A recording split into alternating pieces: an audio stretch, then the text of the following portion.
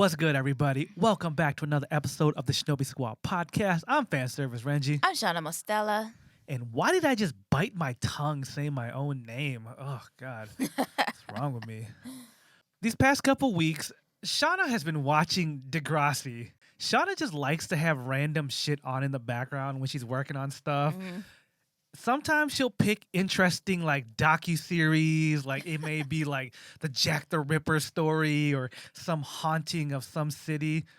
And then there's other times where Shauna will just watch reality show smut and just garbage. But for some reason this time she chose to watch Degrassi. The season where Drake was on it. Oh, sorry, Aubrey. Boy, was he ugly. He had a lot of glowing up to do. Yeah, he was definitely a great example of my awkward teenage days because I didn't even recognize him. He definitely had a glow up period. Oh, yeah. But the character that he portrayed, he was not a teen heartthrob by any means. We'll just leave that out. But I started watching it again just because it's something I've seen way back in the day, something that I kind of grew up with. But I like watching these old shows or these series that have a lot of seasons to them just because, like Renji said, I do like to watch these shows where I can have it on in the background and just work on whatever I have to work on. And it's just background noise, like doing my makeup or, just stuff like that. Because no one's doing YouTube these days. So YouTube videos have quickly dried up. So I got to watch something.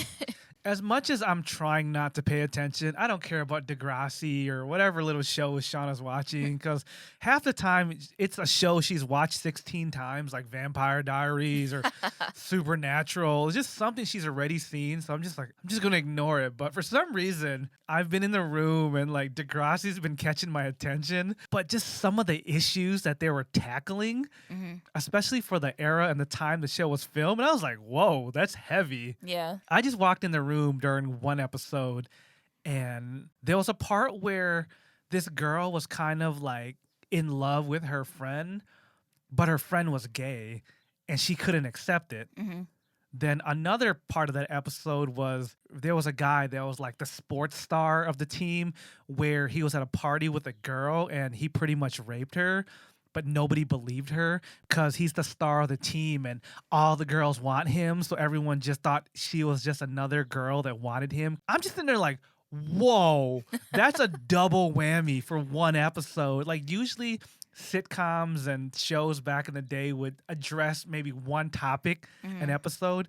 But this episode was hitting rape and I'm in love with my friend that's gay, but I don't want to believe he's gay and he's trying to come out, but you just refuse to believe it. Damn, what are these Canadians on? Because Degrassi's a Canadian show, for those that don't know. I just couldn't help but listen in every time Shauna would watch it and be like, ooh, what are they talking about today?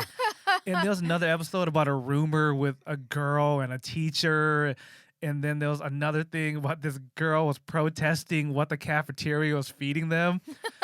Out of all the 90s and 2000s high school shows I watched, they didn't address this kind of shit. Oh, it gets heavy. Like the season starts off when they're just in middle school. Yeah. And then like finally I'm at the season where they're finally freshmen or sophomore. Yeah. They went through so much. Actually, the very first episode is one of the students was talking to someone online. And that was like when the internet was like, just coming around. Yeah. So she's thinking she's talking to someone her age because she's in middle school. Some kid that's, like I think another section of Canada, somewhere far away from her.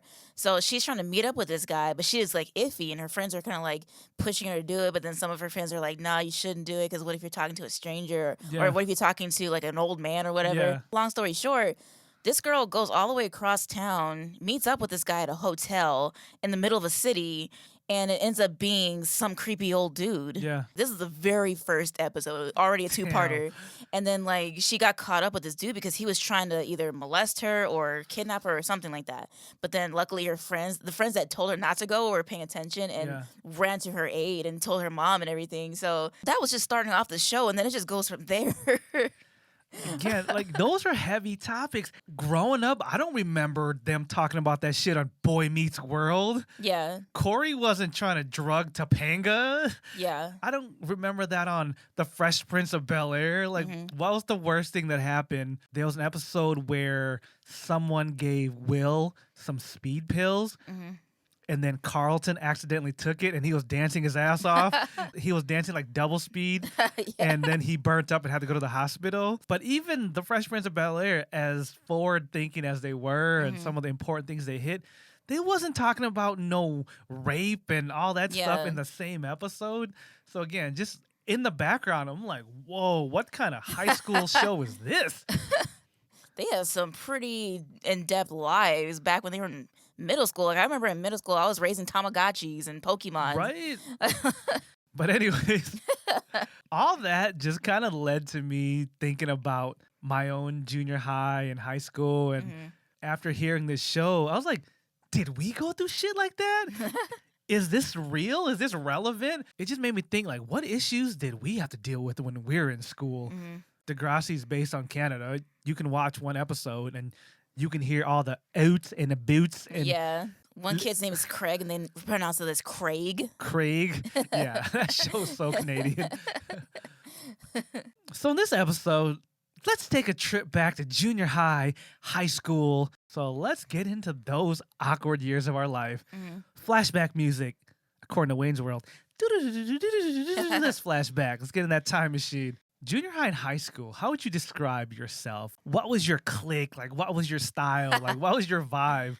Or who were you trying to be? What I was trying to be was kind of how I am now, you know, like the cool nerd, the cosplayer, the person that goes to cons or plays video games all the time. But what I was, But what you were. what I was in reality, I was just some nerd who at the time nobody in my school really knew or cared about anime like that. Yeah. It wasn't a thing. So I was pretty much the only one in my school. Maybe there was somebody else, I don't know, but I was pretty much the only one who liked anime and liked to draw, and I loved video games, and I hung out with the boys all the time, and I was really ugly tomboy. Like I had no sense of style. I was just pretty much a classic loser. Facts. I've seen Shauna's junior high and high school pictures. Shana had no drip whatsoever. Her style was dry. I'm talking about the same deserts you saw camels walk through in The Mummy 1, 2. I get that at some point you had to wear like a uniform. But then I saw pictures of you outside of school, like on your birthday, on your Sweet 16. I was like, girl. I had no sense of style at all whatsoever.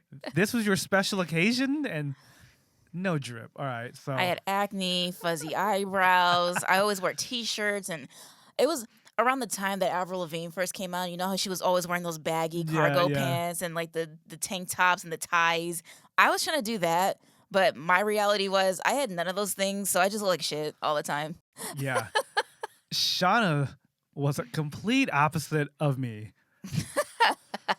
Even though I didn't have a lot of money growing up, I prepared myself for entering junior high and high school. I had no idea. I watched enough TV shows based around high school that I knew once you're in junior high, that's when your life changes. And plus my older brothers were always there to like remind me, this is your moment. You know, this is your moment to become someone cool. I started saving up all my money to buy clothes, and my brothers would give me hand-me-downs and stuff. My clothes may have been like out of style for the season. I wasn't wearing clothes from the kids section at Walmart. The school I went to in junior high was in the middle of nowhere. It's like your typical Midwest farm school. Like the backyard of the school had corn. I had too much drip for that school, and they had no idea what to do with me because I wore like baggy pants and I wore baggy clothes, brands people have never seen. My peers in junior high, the Plastics, there was a group of girls. This one girl named Stephanie. She was the rich girl of the school. Her parents had this like house that looked like a plantation house in New Orleans. Big old front, pillars. They had horses. They had land. This girl had money. She was the leader of the Plastics. She was the trendsetter. And she had another friend that was from a different area. Her parents had farm money too. So she was the other girl. Her name was Charity. I had a plastic girl in my school named Charity. So she was the other plastic. And then there was another girl named Michelle. Didn't have that much money, but she was like really cute. So whatever she wore was just a shit. So these three girls were like the pillars of the Plastics. There was another girl that I ended up dating, but she didn't have as much money, but she made it work. But anyways, for some reason, these girls made it a thing to wear like sports brands. So if Stephanie came to school wearing a Nike shirt, everyone wanted a Nike t-shirt. And that was just a thing. And then when Charity wore Adidas, everyone just like, oh, Adidas is in. So everyone would wear Adidas. Because mind you, up until this point, people were only buying things they could get at Walmart, Meijer, insert your local store that sells groceries and general goods. These plastics would go to the next big town over and shop at the mall. So they set the trend for that. But then here comes me, this person that was from the city and moved to the country, and my brothers gave me all their clothes. I'm wearing like old hip hop brands that people have no idea it is. They're like, why are your pants so big? It was crazy because some of the clothes I wore was available at the mall like 40 minutes away, and they never went. Oh my God. So I was trying to portray this, I'm this cool, like urban, you see me in the music video kid. But that's how I looked. But then once my mouth opened up, I'd be like, yo, y'all see that new Mortal Kombat game coming out? And people were just confused. They're just like, he looks like he's hip, but he's such a dork. So I was in this awkward place where I made friends with all the nerdy kids because I was into the nerdy stuff, but I also like to look a certain way. So that was like my awkwardness, which kind of led to a lot of issues moving forward. Shana and I definitely had different school experiences. I went to an off-farm school, and Shana went to like a private religious school. My teachers were still trying to figure me out, so they were just confused. Like, this kid is smart as hell, but he's a nerd, but he's dressed like a hip-hop video. All right, Shana, you one of the few people I know that had a career at religious schools. You spent more time at your little churchy schools than anyone else I know, so there's got to be... Sorry, I don't know. I don't have better words for it besides a churchy religious school. What's a story that has stuck out with you that's still stuck with you to this day about being in this religious school? My middle school and my high school are both religious private schools. So yeah, you could say I had a long career behind the Bible. Behind the Bible. Oh, no, sorry. Wrong hand. So one story that really stuck out with me, in middle school, we had just got this new principal. He was from Germany. When you looked at him, he looked very stern. So when we first saw him walk through the doors, we were like, oh, crap. We got another one. We got another strict one. Principal before him was also strict. So I'm like, dang it. We don't have any leeway here. This is going to be another one. So he walks in. He comes off like just very stern, just very serious. He's by the book. He's this and that. He's, the law. One of the days, one of the teachers had to go somewhere. They were on vacation. So the principal had to step in as our substitute teacher for that day. We didn't have that many teachers to begin with. So if you're in grade 6 or whatever, you had 1 or 2 teachers for that whole semester or the whole year or whatever. I only had 1 teacher this year. So the principal had to step in for that teacher. And we're like, oh, great. This is going to be a long day. So this guy, he comes in. We'll name him Mr. G. And Mr. G comes in, he teaches a class, does a whole general thing. And then out of nowhere, he just closes the book, because I think we're in the middle of math or something like that. It was something crazy, like math or science or something like technical. Yeah. He just goes, all right, guys, that's enough. Let me tell you a little bit about history. And we're all just looking at each other like, aren't we learning math or science? Like, what are you doing? Just out of nowhere, he's just talking about history. He's like, let me tell you a story. He was a let me tell you a story kind of guy. He always has some grandiose story he had to tell you or some lesson he wanted you to learn from it.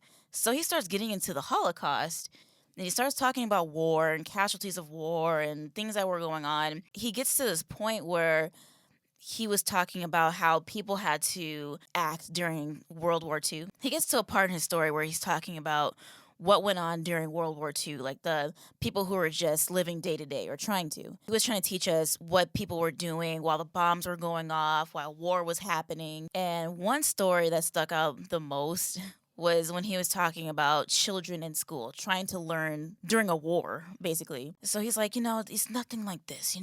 We're in America. Things like that don't happen. But, during this time, you couldn't go to work. You couldn't go to school. You couldn't be comfortable during this war because all you hear is bombs going off. Imagine this. Imagine being in a school, you're trying to learn, you're trying to get your education, but you're not certain that a bomb's gonna come hurtling through your school. And you're not certain that these soldiers are gonna come through. And, he's like trying to paint a picture for us. And then everyone was like still confused, like, what? Why are we talking about this right now? And then he sees the looks on our faces and he goes, no. Don't even stop thinking. Well, what I'm gonna do is I'm gonna show you. I'm gonna show you what's going on. I'm gonna show you what these kids went through during that time. He's like, everybody get on your knees. And we're like, what? Because we were all sitting in our desk, like perplexed. And he's like, yeah, everybody get out of your chairs, get on your knees right now. We're like, all right. So everyone gets on their knees. He gets on his knees too and goes, okay, everybody, follow me. What? He's like, I'm gonna show you how this went down.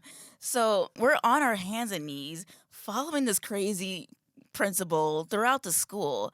Mind you, it's the entire school. So we start in our classroom. We're on our hands and knees going by each classroom. We stop by, wave at people. He's just like taking us around like the cafeteria, the gymnasium, the faculty lounge, everywhere. Like when I say everywhere, we went everywhere on our hands and knees. He was trying to teach us a lesson as to how these kids had to live their lives when they're in school, because you never knew when a bomb was going to drop or whatever. These people had to be on their guard. They had to be safe somehow. But it wasn't enough to just tell us about it. He wanted to show us, and he really wanted to get us to understand this piece of history. So we're just following the principal around the entire school on our hands and knees. Some kid was really hurting. Like, his knees were really hurting. Oh, yeah. He was a heavier kid, so he's not used to walking around like that on his knees. And he's like, sir, my knees are red and they hurt really bad. And Mr. G's like, no, you're going to understand what I'm trying to tell you today. He was trying to do the right thing, and he was trying to teach us a lesson, but kids were complaining at some point and just sore. Yeah, that's a little extreme to go from classroom to classroom. It'd be one thing if you just crawl around your classroom, you know? We used to have those mock tornadoes and bomb drills and fire drills where, okay, guys, go under your desk. 2 seconds later, you're done. But that's intense to have you guys on your hands and knees throughout the entire school. Heavy set kid or not, anyone, your knees would have been sore. That's one of the memories that stuck out, because I remember when the heavier kids were just complaining about that. But then after he started complaining about it, then everybody started to complain about it. Oh, yeah. They're like, if so-and-so gets to stand up and walk around, we want to do the same thing, because our knees hurt too. Yeah, my knees just hurt just thinking about that. That was his first impression to the entire school, because he had just got there. He was brand new on the scene. So as we're like passing through all these places and all these classrooms, the teachers were even coming out their classrooms and looking at us like, what's going on here? So that's why you're a principal and not a teacher. Everybody was confused and everybody was laughing at us and making us feel bad. We're like, we're just following the damn teacher. Yeah. When it came to history, like, you guys weren't even studying that. Like, you guys were studying like the Pilgrims coming to America. Yeah. But for some reason, it's like, let's talk about the Holocaust.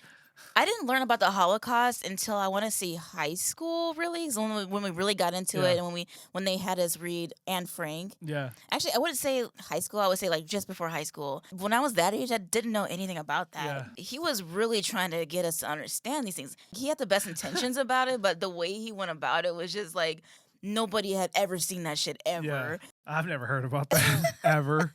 Best believe parents were on the phone calling the school after that and just complaining, like, why did you have my kid walking around the whole school on their hands and knees? Like, my kid has blisters now and da-da-da. I'm like, wow, this guy went through a lot on his first day. He had such a passion about what he was teaching. If he ever had to step in for a class or whatever the case, he would just get in these like really heated discussions, and he would get in your face. I remember this one incident where one of the kids wasn't expecting that to happen. So he's like, he's teaching, he's talking about something, he's really serious and passionate about it. And then he goes, say this is the desk, he goes, and this is what the lesson's going on. And like, he's just like in the kid's face, and his tie's like dangling in the kid's face. And he's like, I'm trying to teach you a lesson. And then, like, he just got so passionate about, like, he had his hands and like he would put his whole body in like someone's face just because he wanted to talk about it and like really get into it. I'm like, what? Nobody had ever seen this shit before in my school, ever. This guy was super passionate.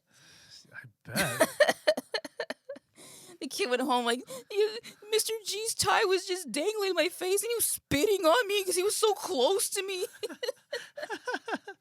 Poor little Jimmy. Did he stay in that school long? Oh, yeah. He was a very well-respected guy. He had the best intentions, but he got too passionate about things. And like, he just had a way about him. I wonder if he's still there today. No, he passed away, sadly. Oh. He passed away when I was in high school, but I loved him. He was so well respected. He was a cool dude. And then later on, I found out he was also a nerd, and that made me feel so much better about him. Came in his office one time, and he had a full, like, ceiling to floor self-portrait of Gandalf from Lord of the Rings. Oh. And he had, like, all the Lord of the Rings. Like, he had a wand. He had, like, stuff, like, weird, odd stuff in his office. It was really cool. Speaking of teachers that were super intense, speaking of intense teachers, I had an English teacher, Mr. Meyer. Speaking of Meyer, that's my favorite Midwest grocery store chain. He used to teach with a baseball bat. Did he teach by using it as a pointer, or did he beat the shit out of people? He used it for whatever he had to. He was also the head football coach. So you get where his intensity is coming from. He's a football coach with a baseball bat. Yeah. Well, you can't hit people with a football, Shana.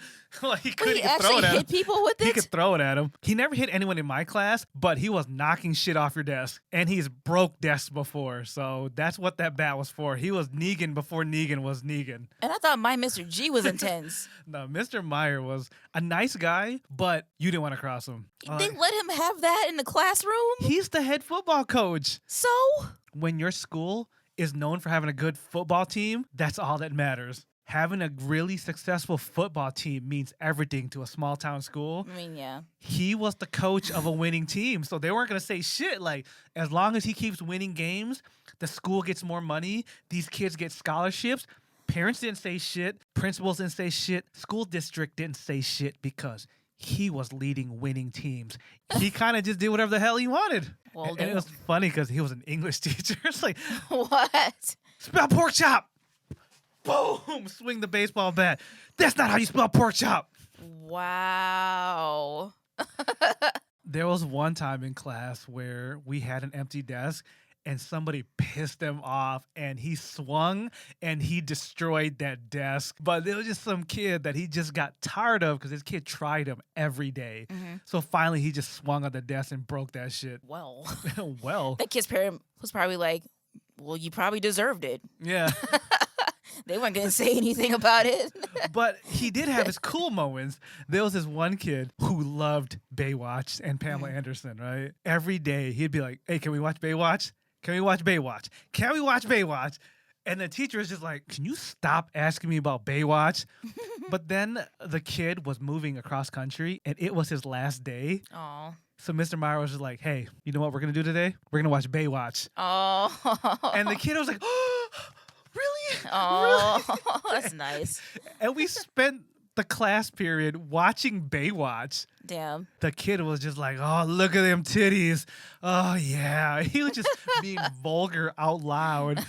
And the teacher was just like, this never happened.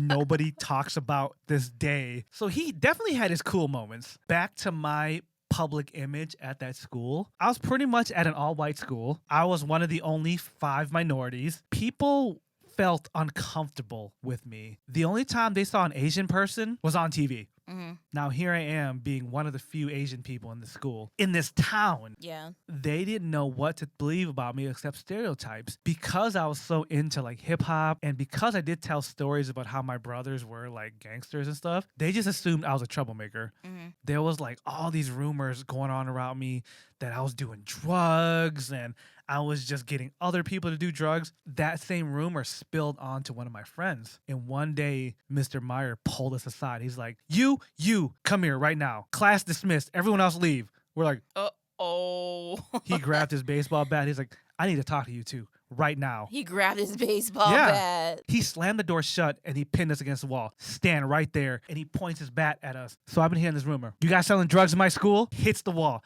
Are you guys selling drugs in my school? Ooh. I'm like, no, I'm a straight A student. He's like, yeah, that's what I thought. I believe you. You're a straight A student. I get your whole hip hop persona and your clothes. Seeing your grades, I've talked to all your teachers. You are one of the top students in this school. So I believe you. He looks at my friend. You, on the other hand, bat next to his head. I don't believe you. Unlike him, you're not a straight A student. You're barely passing my class. And my class is pretty damn easy. Didn't we just watch Baywatch last week? Didn't we just watch Pamela Anderson's titties bounce up and down? You would be a fool to fail my class, but yet you figured out how to fail my class. I don't even understand how you two are friends. I don't even know why you're still in school. I don't even know why you're still here. Are you selling drugs in my school? No, I mean, I've taken some, but I'm not selling it. And then he backed off. Okay, I appreciate the honesty. Watch yourself. Consider this your warning. If I ever hear again that you are selling drugs, and then he starts hitting his bat on his hand, we're going to talk again. But this time, it's not going to be in the classroom. All right, Mr. Myers, shit. Fast forward a couple months towards the end of the school year. There was this guy in my class named Brian. Backstory about this guy, his mom and dad were super strict on him. He wasn't allowed to watch PG-13 movies or anything. He could watch the dinosaur show. Not the mama, you remember that show, Dinosaurs? Yeah. Like, that was the most explicit thing he could watch because there was violence because the baby would hit the dad with the frying pan and shit. Not the mama. And he's like, man, my mom thinks that's violent. Oh, God. I was dating one of the plastics at the time. He had been in love with her. And because he heard these rumors about me and my friend selling drugs and being bad boys, and he thought he was going to have a Trey Songz Mr. Steal Your Girl moment. He had been very vocal about his interest and his love for my girlfriend at the time. And everyone would be like, she's dating Renji. So then one day, Mr. Myers stepped out of class.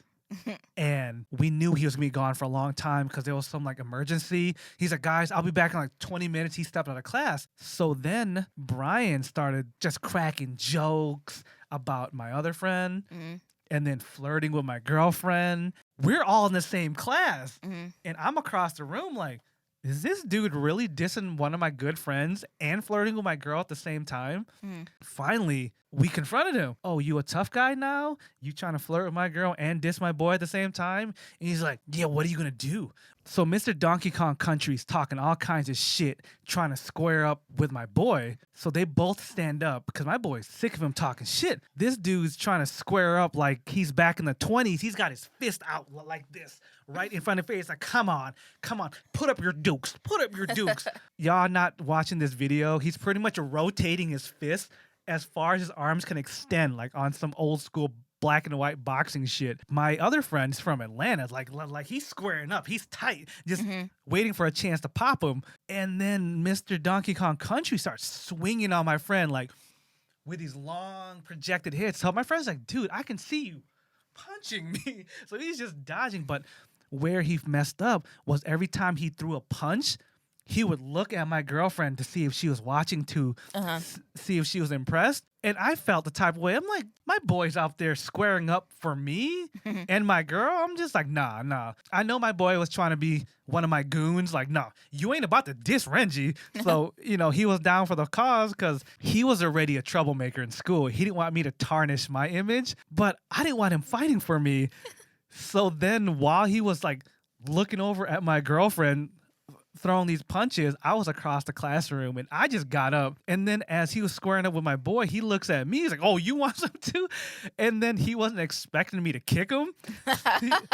So I kind of did like a side kick where I hit him just by his knee. So he buckled because he was too busy squaring up.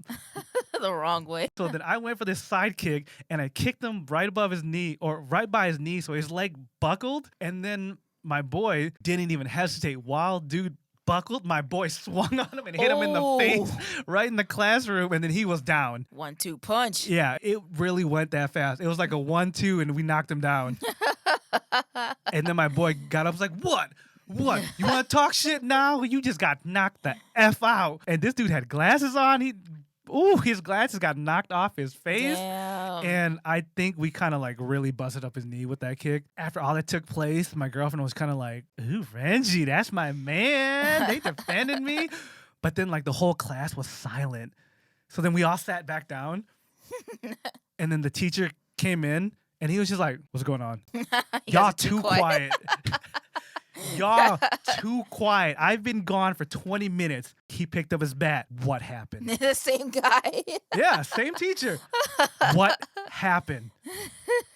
Went from one end of the room, started scanning, held his bat out.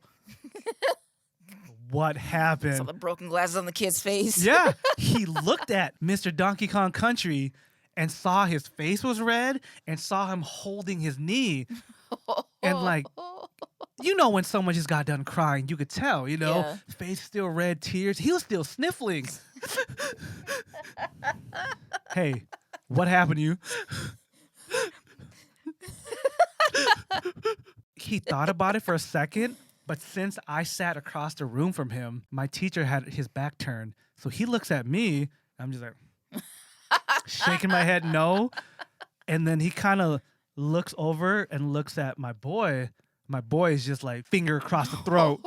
Just like, Like, I tripped, sir. I tripped. yeah. Yeah. He pretty much said something. She's like, oh, sorry, allergies. Just allergies. That's all. That's all. Mr. Meyer was just like, allergies. All the windows are shut. It's not even allergy season. The air conditioning is on. Okay. Walks up to the front of the class. So he just has allergies, huh? No one said shit. All right. I guess here's this week's vocab words. And class went on. Oh my God. Classic moment. You don't disrespect someone and then try to steal someone else's girl at the same time. So You did tell your friend to back down though, like you was gonna handle it, but your friend, my friend was a ride or die. I know. That's what I loved about that dude. He was a ride or die for real. Like he was down for whatever. And he proved his loyalty.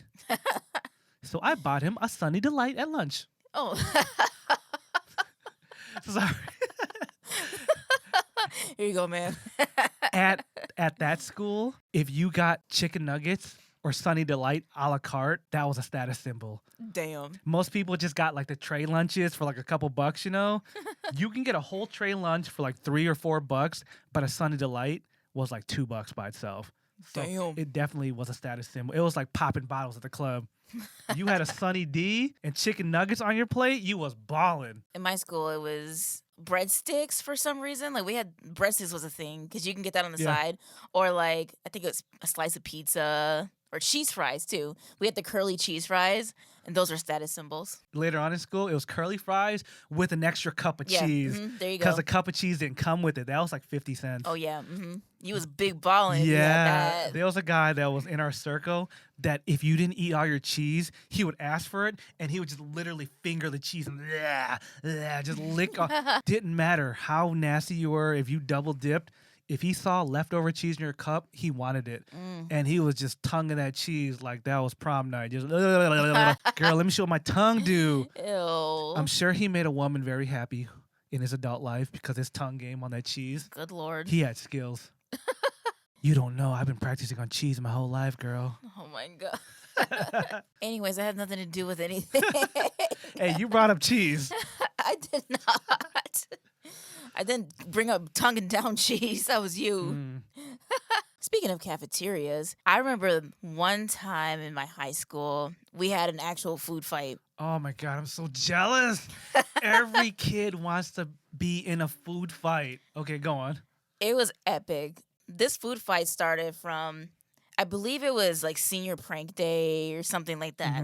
Years prior to that, it had been lame. Like the senior pranks are like, okay, put a condom in the microwave and in the cafeteria, or put a stink bomb out there. And somebody did have like stink bombs on deck just in case the food fight didn't happen.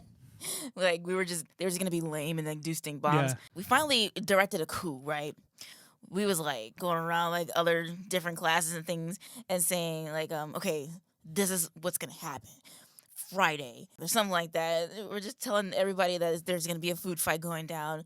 Be prepared. Be ready to do this shit because once this happens, we're not gonna stop. Like nobody's gonna say shit. Like it wasn't my idea. It wasn't that person's idea. It's just gonna start and nobody's gonna know what's going on. It got to the point where they were going to different lunch periods and telling people about it just so that they can come down and be a part of it. This food fight was going to happen. My senior class was ready to wreak some havoc in this school. So this spread like wildfire. Everybody knew about it. All the kids knew about it, but none of the teachers really caught on. Like they caught like whiffs and like they kind of heard, some people talking about it, but they didn't think it was real because they're like, oh yeah, if it starts, we're gonna stop it. No, this thing got bigger than us. My lunch period was like one of the last ones to go out throughout the day. So we were trying to prepare everybody. Since we were the last lunch class of the day, people were catching wind of what was going on. So people from other lunch periods were coming down and like kind of like blending in with my lunch period and was like, okay, today's the day. When are we gonna do this? So then one of the kids was just like, yeah, someone's just gonna stand up and say food fight, and then we're just gonna go. People were just like making up lies, like they wanted to go to the bathroom or wanted to go to their locker just to come and be a part of this. It got to the point where the teachers were like, what is going on in this school? Like something just didn't seem right in the waters. We were having hot dogs that day. I remember because someone got doused in mustard and ketchup. It was nasty. We're all just eating, we're chilling, having a good time. Everything's normal, everything's cool. Then somebody stands up in the middle of the damn cafeteria and goes, food fight! And then hot dogs were flying, mustard was flying. Some kid took like a whole jar of mustard and just like threw it, like a whole handful of mustard, just threw it, like making mustard bombs and ketchup bombs and relish and pickles were all flying around and hitting people in the face. Did you throw anything? Of course I did. What'd you throw? Everything. I had a bag of chips. I was like, bam! Like hit some poor kid in the face. I was like, oh shit, my bad, Johnny.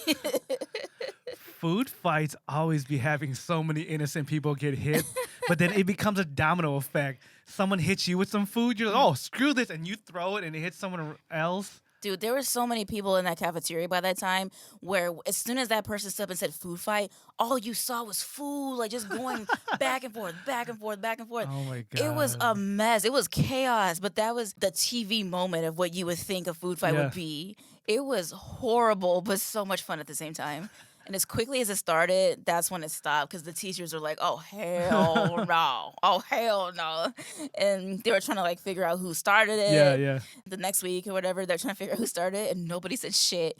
We were like, nope, this is a group effort. Nice. Nobody snitched. It wasn't even a senior prank anymore. It was just a school effort. It was a coup. We planned that shit so well. Did you eat some of your lunch first before you start the food fight? Oh, yeah. Or were you so dedicated, you're like, I'm saving everything. I need all the ammo. Shit, I brought my own lunch, too. I brought my own lunch eating that, but I was saving the hot dogs for later. I brought me a PB&J from home. Mind you, this is a private church school, so Jesus looking down on y'all like, I'm about to write this whole class down. Like, ain't none of y'all coming up here. By the time everybody left that cafeteria, everybody was drenched in hot dogs and mustard and relish and all the condiments, everything. Everyone was drenched. Let me just tell you, nobody left clean that day. So wow. So what happened? Like, everyone just held true and nobody snitched? Nobody got in trouble? No one person got in trouble or no group of people got in trouble. They knew it was like senior prank week or whatever. Like they knew that there was going to be some day in the week that something was going to happen.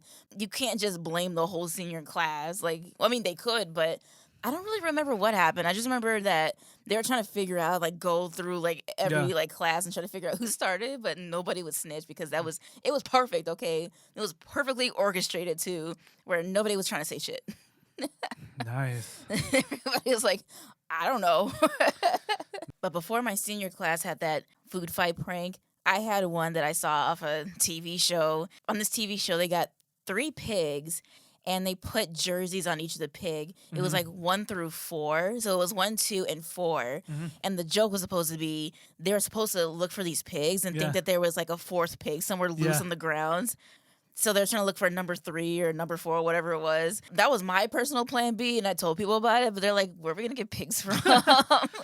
Like, but that would be so funny, though. Everyone's like trying to look for the 3rd or 4th pig. Yeah, that's funny, yeah, because they think there's 4 pigs. Yeah. Funny you say that, because when I went to the farm school, someone did that for their senior prank. Oh. They didn't have the jerseys on it, Uh-huh. but they just released pigs in the courtyard. We had a couple courtyards between the classrooms, and someone just brought their pigs from home, Oh, my God. farm school, and just released them in the courtyard. Oh, damn. Nothing special to it. Just like, hey, catch my pigs. Well, that wouldn't have been cool because that person would have gone down because that's that person's pigs. Yeah, because they need them back at some point. They'd be like, sweet. Uh-huh. You're going to be the jackass out there gathering your pigs so your family doesn't get mad at you for letting their livestock go loose. There was another year, my teacher told me someone brought their turkeys and released them in the courtyard. What? They're actual turkeys. It wasn't hard to figure out who it was because at some point he needed his turkeys back. Just up in the courtroom. Yeah. Freaking turkeys. It's all fun and games until you need to put them back in your car and bring them Yeah. home. Like, okay, guys, And wrangle them up. can you help me catch my turkeys and my pigs? I got one last story to wrap up this podcast. Let me tell you about the time where me and a couple of my friends were about to face a felony charge Oh, jeez. for a bomb threat at a mall. Yes. Why? Oh, man. Y'all don't know about me. I've lived an interesting life for a long time. He's a tyrant. Mm-hmm. The story begins with my friend from the other story. Let's just call him Haywood. And then my other friend. I've never introduced this friend in a podcast. Let's just call him Machine Gun Joe, because that's what we used to call him. Machine Gun Joe, for real. Like, his backstory was his family was from Arkansas. His dad was a gun nut, and he wanted his sons to learn to shoot guns. When I met Machine Gun Joe in 5th grade, he already had a couple rifles and a couple shotguns to his name. Mm-hmm. But then when he was in 8th grade, his dad bought him a gosh darn AK-47 machine gun. On top of that, he got cop killer bullets. If you don't know what that is, it's bullets that are meant to shoot through armor. Oh, God. Thus the name cop killer, because they shoot through bulletproof vests. Those bullets can shoot through 2 car engines and still shoot through a bulletproof vest. That's how dangerous that gun was that his dad bought him. Where the hell did he get such a thing? Arkansas. His dad told me this story. They were at a bait/hunting shop. So that means they sold worms, crawfish, and other things to go fishing. And they had a couple rifles and bullets. And the guy was like, is there anything you're interested in? Machine Gun Joe's dad was like, show me the good stuff. You know what I'm talking about. Right on cue. All right. Guy takes him to a hidden back room. And there's all kinds of illegal firearms. There's assault rifles. There's grenades. There's landmines. There's guns from other countries. Like, why do you have this in the back of your bait shop? Wow. So he picked up 2 machine guns, one for him, one for his son. And he picked up about 100 rounds of ammo. That's the story of Machine Gun Joe. Anyways, his parents drop us off at the mall. Mm-hmm. We're just hanging out like kids do, window shopping, one store, not buying shit, just loitering. Machine Gun Joe is one of these type of kids where you can't give him too much sugar. He's one of these type of kids that needs a whole bottle of Ritalin once he has too much sugar in his system. Oh. He just starts freaking out or just acting up. It's the equivalent of adults being blackout drunk. Mm-hmm. Joe was introduced to coffee that month. Oh, no. When we weren't looking, he went to the little coffee spot and got himself coffee and put like 10 sugars and 10 creams in it. This mall wasn't very big, so we decided to walk to the Best Buy, which was probably on foot like 10 minutes away, but it was across the highway. Mm-hmm. We had to walk down and cross 2 highways. Mind you, for this town, People don't walk across the highway like that. Mm-hmm. Here we are, some dumb 8th grade kids. Let's go from the mall to Best Buy. That's not shit you do. You don't walk across the highway. On our journey to the Best Buy, Machine Gun Joe finds a brick. A perfect brick. He's just tossing it around in his hand. We're like, what are you doing with a brick, dude? I don't know. I found it. Us being junior high kids, we trying to meet girls at the mall. Like, dude, put that brick away. You making us look so stupid. Me and Haywood are walking probably 5 feet in front of him. We don't know what's going on behind us, but we know he's got this brick just tossing it around. He's like, we're not in any stores yet. Whatever, dude. Just let me have the brick. Okay, whatever, dude. Just keep your damn brick, right? Along the way, he finds a roll of tape. He's like, dude, I found duct tape. I'm just like, oh, ooh, duct tape. Who cares? I didn't know he kept it. Continue on our journey. We get to the Best Buy across the highway. He brings this brick into Best Buy, and he's just like juggling his hands. I got a brick. I got a brick. Dude, like, why do you still have that? He puts it away just so we leave him alone. So we're shopping in Best Buy for like 45 minutes, right? Mm-hmm. Let's head back towards the mall. We walk. He finds a watch. He's like, oh, I found a broken watch. We're like, What is this kid a magnet for dumb shit? at this point, we stop listening to him. We're like, okay. He found a brick. He found a twig. Like, he's just announcing all this shit he's finding. We're like, dude, leave it alone. Like, Yeah. God, you're embarrassing us. We're trying to meet girls, right? So we're finally back towards the mall. And me and Haywood look at him. If you still have that damn brick, get rid of it. We let you carry it all the way to Best Buy. Get rid of it right now. We have an hour left in the mall. We got a little bit of time to holler at some girls or do whatever, but do not bring that damn brick inside. We go in a minute or two before him so he could say his farewells to his precious brick, right? Because, like I said, Machine Gun Joe kind of had issues, so we just kind of let him have his moment. But the moment he had, we were not expecting. This dude had duct taped the entire brick while he was walking. And then remember, he had that watch, and he taped the watch to it at some point. Oh my God. And then we told him to toss it. We walked in before him, and then I looked back. I saw him toss it. Yeah. As fate would have it, he tossed it, and it fell right next to the mailbox. Oh, God. An official post office blue box, you know, where you can drop off your mail. We go shop at the mall. We leave. As we're leaving, we see police and fire department rushing to the mall. We're like, oh, what happened? Monday at school, it's the biggest news in school. There was a bomb threat at the mall. Someone planted a bomb next to the mailbox at the mall. The mall was evacuated and shut down. Me, Haywood, and Machine Gun Joe are looking at each other like, oh, hell no. Me and Haywood look at Machine Gun Joe. Tell me that wasn't you. What? You told me to get rid of it? Yeah, we did. What happened, Joe? Well, you know, when we were walking and I found the duct tape, so as soon as I found it, I taped up the rock. So, and then I found that watch, and I taped up the watch to the brick. And when you told me to throw it away, I threw it away. And you didn't think it looked like a bomb? No, it was just a rock with a watch on it. Oh, shit, it did look like a bomb, didn't it? Like, you idiot!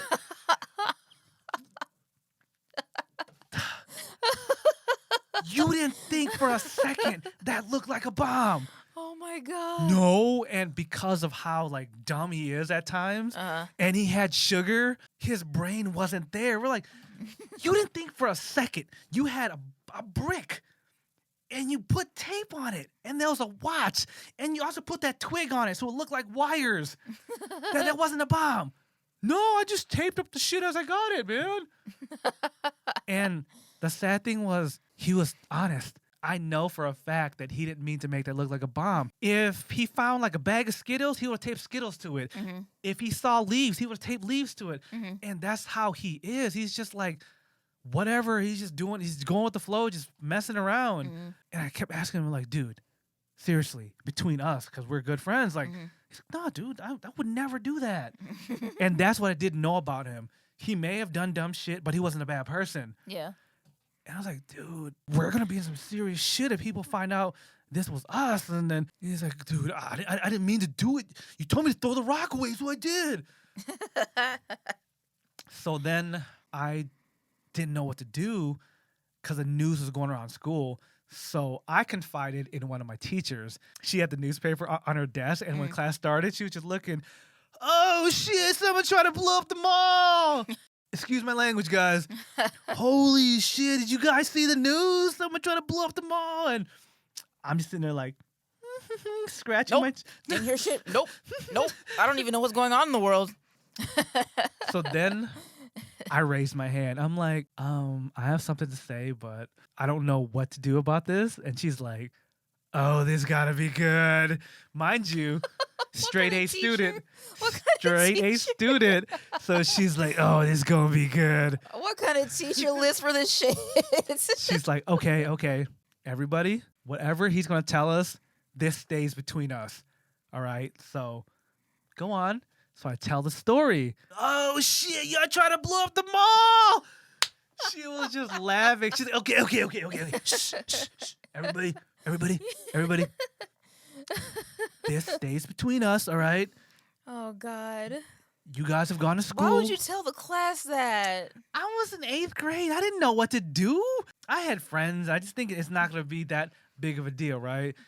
And the teacher was just like, hey, guys, I know there's a hotline to snitch on people, but... I know, like, there's a whole ass hotlines were a thing back then. Would you not think about that? I did, but I wanted to get on top of the story because I wanted to think ahead. Yeah. Because remember, my brothers did some hood shit. Mm-hmm. They're criminals. So they kind of schooled me on the game. They're like, if you confess first, you have a case. Mm-hmm. So I wanted to just say something. Yeah. So when the police came looking for us, they'd be like, nah, he told the class. Mm-hmm. Like, they didn't mean to do it, just so when they came to interview people, the stories were consistent. Yeah. Did that happen? Yeah. Shortly after that, there was a lot of talk. The police called the school because someone snitched on us. Oh, what? Someone turned us all in, 3 of us, for $50 reward. Oh, what? Comes to find out, it was one of Machine Gun Joe's childhood best friends that was jealous that me and Haywood had become his new best friends. Wow. And the funny thing is, me and that dude, let's just call him Michael, me and him were friends. When I moved to school, Michael was one of my first friends. Machine Gun Joe was still living in Arkansas at the time. So me and Michael were good friends, and then Machine Gun Joe moved back, and him and Machine Gun Joe used to be best friends. And maybe one day I'll tell that story about how Michael waged a war that almost got me arrested at homecoming. Michael even bragged that he snitched on us. Because shortly after that, like the next day, we were all approached by the police. And they called us in for an investigation. Oh, like, they called the school. And then they called our parents. And then we had to go to the courthouse the next day. Because my brothers were on some G shit, they're just like, look, come here. Let me tell you how to do this, all right? Since they already know how to do it. Make sure everyone got the same story. Do not mess up. Y'all practice your stories. My OG brothers was just like, tell me your story. Tell me your story. So it's not like we had anything to hide. So we had the same story. It wasn't hard to tell the same story. But, of course, my brother, being a gangster he didn't believe us. He's like, y'all did that shit on purpose, didn't you? Anyways, we go to the court. We all tell the same story. And you went to court? Yeah.